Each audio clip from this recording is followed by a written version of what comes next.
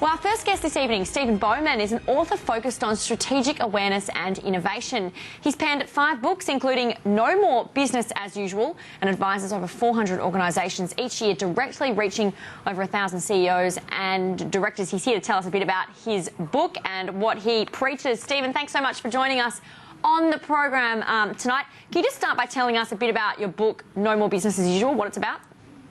Well, this whole book came about because we were looking at how businesses were being created around the world, and there was so much going on about let's do things that we've always done before. The whole notion about no more business as usual is drop what you think you know about business and start looking at it from a different perspective, and start looking at it so it actually creates innovation both in the business but also in the impact that that business has on people's lives. You say over the next decade it's a bit of make or break for businesses. What makes this climate particularly tough at the moment? Things are changing so quickly now. I mean, you've just got to keep an eye on what's happening out there.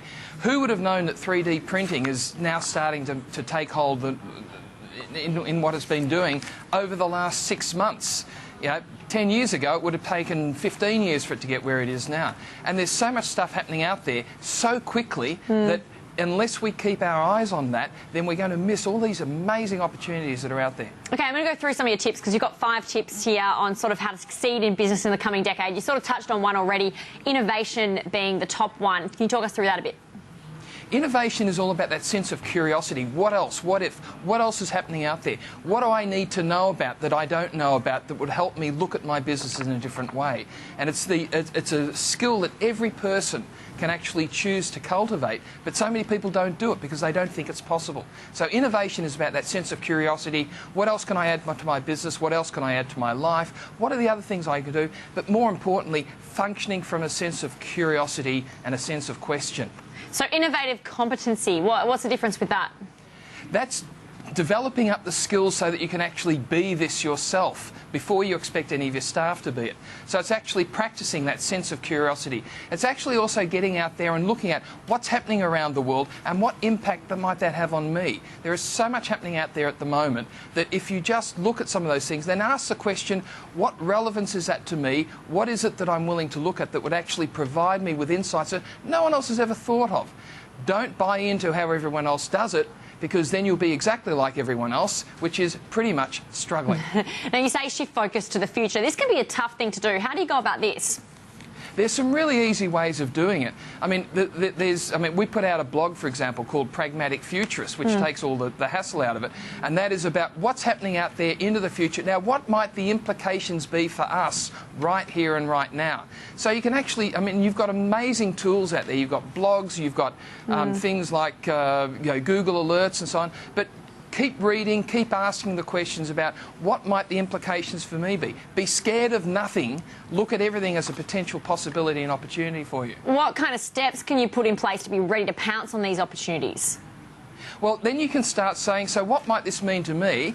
What is it that me and my business can do? And then just start trying some things. If you go into analysis overload, you'll never get anything done. So the thing in all of this is to say, well, what does it implicate? Let's continue doing what I'm currently doing, but what else can I add to my business? What else can I add to my business? What else can I add to my business? Now, you talk about, in your recent blog, you talk about the difference between leadership and management. Can you talk us through this a bit? Well, leadership is all about enabling the things so that people can get things done rather than having to micromanage and do everything yourself. And the whole notion of leadership, what people look for in a leader is someone who's willing to be aware of what's possible out there rather than telling people how to do things. And this ties into being a pragmatic futurist as well, and the whole notion of no more business as usual. Being a leader is actually being aware of what is out there rather than what you think it should be. And that then leads again to innovation. And true innovators are people who are willing to see what is and what might be possible rather than trying to fit everything into what they think things should be anyway. You speak with a lot of management and a lot of businesses. What do you think sentiment is for business this year?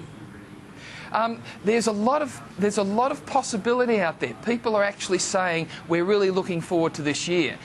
Last year it was really getting some of our processes and procedures in place so that we can actually look forward to the next year. This year I'm hearing more and more now, hey, we're ready to go. And particularly in January, I've never known January to be so darn busy. Strategic planning, strategic awareness, looking at risk from a different perspective and how we can make money out of it. There's a whole different sentiment starting to happen out there, and more people are starting to look at what the possibilities of the future might be, what we can do with it now, rather than being worried about what has been in the past. All right, Stephen, always good to get your analysis. Thanks for that. Thanks very much. Stephen Bowman out of our Melbourne studio, author of No More Business as Usual. Well,